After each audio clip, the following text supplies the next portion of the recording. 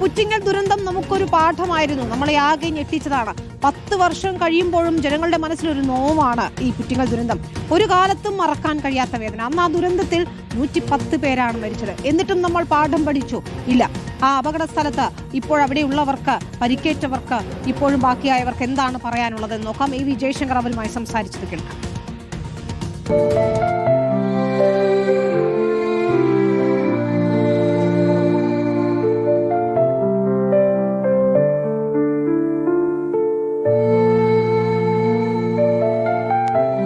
തൃശ്ശൂരിൽ വെടിക്കെട്ടപകടം നടക്കുമ്പോൾ കൊല്ലത്ത് പരവൂരിൽ പുറ്റിങ്ങൽ വലിയ വേദനയിലാണ്. ഏകദേശം 10 വർഷം മുമ്പ് ഒരു ഏപ്രിൽ 10-ാം തീയതിയാണ് പുറ്റിങ്ങൽ ക്ഷേത്രത്തിൽ വെടിക്കെട്ട് അപകടം നടക്കുന്നത്. ഈ ക്ഷേത്ര മൈതാനമാകെ ഒരു ശവപ്പറമ്പായി മാറുന്ന സാഹചര്യമാണ് ഉണ്ടായത്. നമ്മൾ ആ ദൃശ്യങ്ങളിൽ കാണുന്ന സ്ഥലത്താണ് ആ വലിയ വെടിക്കെട്ട് അപകടം നടക്കുന്നത്. പുലർച്ചെ 3:30 ഈ ഒരു അപകടം ഉണ്ടായത്.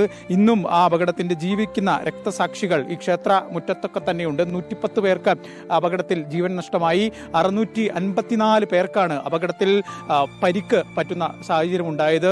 ഇന്നും ആ അപകടത്തിന്റെ പരിക്കുകൾ പേറി ഒരുപാട് ആളുകൾ ഈ ക്ഷേത്രമുറ്റത്ത് ഇങ്ങനെ വന്നിരിക്കുന്ന സാഹചര്യമാണുള്ളത്. ഇപ്പോഴും അവർക്ക് വലിയ വിഷമമാണ്.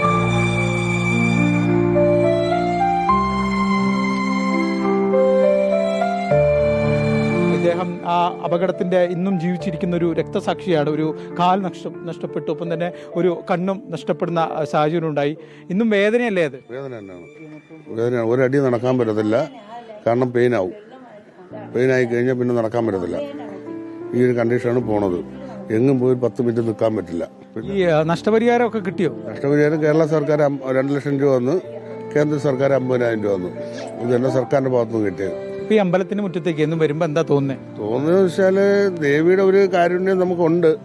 പക്ഷെ ഇപ്പോഴും എന്റെ പ്രാർത്ഥന എന്ന് വെച്ചാൽ ഇതിന് കാരണക്കാരനായ ആരാണ് അവരെ കണ്ടുപിടിക്കണം. കാരണം ആളുണ്ട്, ഇങ്ങനെ ഈ ദുരന്തം വരുത്തി വെച്ച ആളുണ്ട്. ഒരാളല്ല, ഒന്നിലധികം ആൾക്കാർ.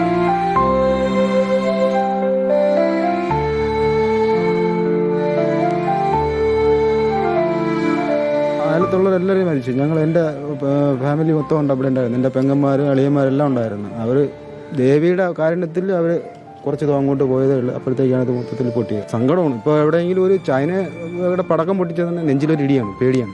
വന്നപ്പോഴത്തൊക്കെ ഇവിടെ ഇങ്ങനെ നീക്കിക്കൊണ്ട് ആളിനെയൊന്നും നിൽക്കുന്നില്ല. ഈ കെട്ടിടം താന്നത് നീക്കിക്കൊണ്ടിരിക്കുന്നു. കാരണം അതിനകത്ത് ആളുണ്ട്, അതിനകത്ത് ആളുകൾ കിടപ്പുണ്ട്. കൈ പോയതും കാല് പോയി, അങ്ങനെ ഇങ്ങനെ ഇതിൽ കണ്ടപ്പം തന്നെ നമ്മളങ്ങ് ഞെട്ടിപ്പോയി. ആകെ ഒരുപാട് ഞെട്ടൽ നമുക്ക് ഇപ്പോഴും മാറിയിട്ടില്ല.